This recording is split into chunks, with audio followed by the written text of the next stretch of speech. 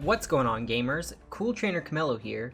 So I just got done playing the recently released demo for the Final Fantasy VII Remake, and I think I just blew a hype gasket. So today we will talk about what I thought about it, if it's worth trying out, and if it's changed my opinion at all.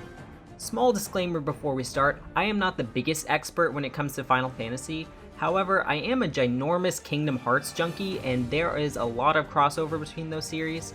I'm currently playing through the original version of Final Fantasy VII, and I have the majority of Disc 1 under my belt, so I think I have a good baseline to compare to. Just know if I miss anything crucial, that's probably why. We at the Game Pack are also planning to review the full release of the game when it releases in a few weeks, so be sure to hit that subscribe button so you don't miss out on that. Final Fantasy VII Remake was originally planned for launch March 3rd, 2020, but then on January 10th, 2020, game producer Yoshinori Kitase announced that the team needs more time to develop the game and announced a new release date of April 10th, 2020. I had mixed feelings about this delay. I was bummed it was delayed, but there were so many games releasing in March, it was probably a blessing in disguise. Like Shigeru Miyamoto always said, a delayed game is eventually good, but a rushed game is forever bad. It also gave me more time to beat the original, so that was a bonus. But then, on March 2nd, a day before the original intended release date, a demo was released.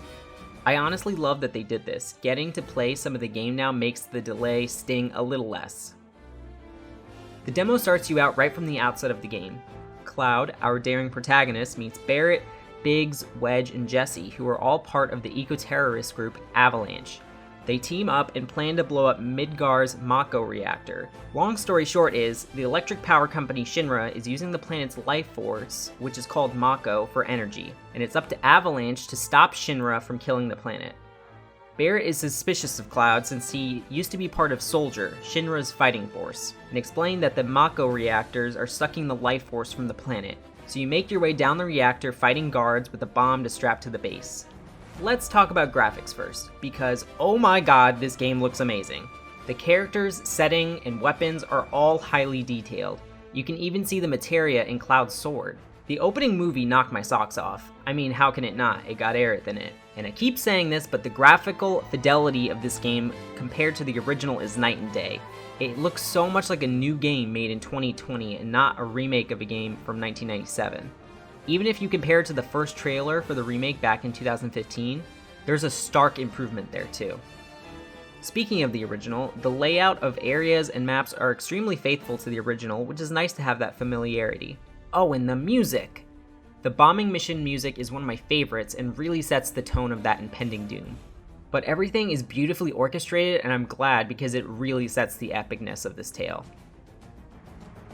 The combat has evolved to a real-time combat system with turn-based elements. You use square to slash and have a command menu for more complex attacks. The ability to use these commands activates from filling your ATB gauge. This is the replacement for the time bar in the original that would introduce a cooldown between turns. You can fill your bar by allowing time to pass or fill it faster by attacking.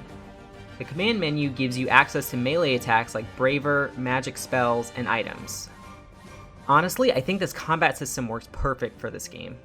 We knew early on in development that the team was moving towards a real-time combat system for the remake, but the ATB gauge really adds that level of strategy that the turn-based original had.